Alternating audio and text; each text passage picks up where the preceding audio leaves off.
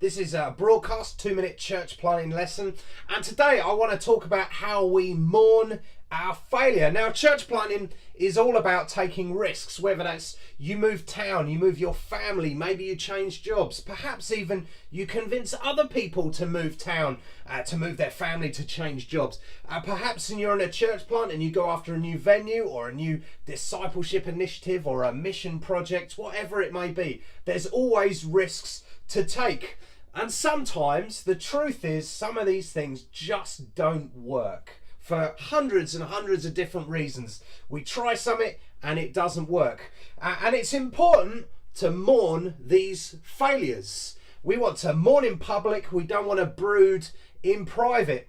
And at Christ Church Manchester, we are at 5 meetings on a Sunday in 4 different locations. We're over 200 odd people. We're going for 8 locations, 500 people. That's what we dream about, what we pray about. But actually, a really important part of our story is some of our failure. We've actually, in Manchester, attempted 3 sites that haven't failed, and they've all got to various different stages. They've all had their own little stories as to why they didn't work and different things happened. But actually, it's important to us that we talk about those things. And we decided very early on, when it came to failure, we decided that we were going to react in a few different ways. Firstly, we decided we would always celebrate our success, obviously, but also we decided we would mourn publicly our failure. We would talk about them. We would also decided that failure wouldn't make us conservative. So if we try something, it didn't work, actually we wanted to really learn the lessons and then try again. That's what we wanted to do. We didn't want it to put us off from trying things.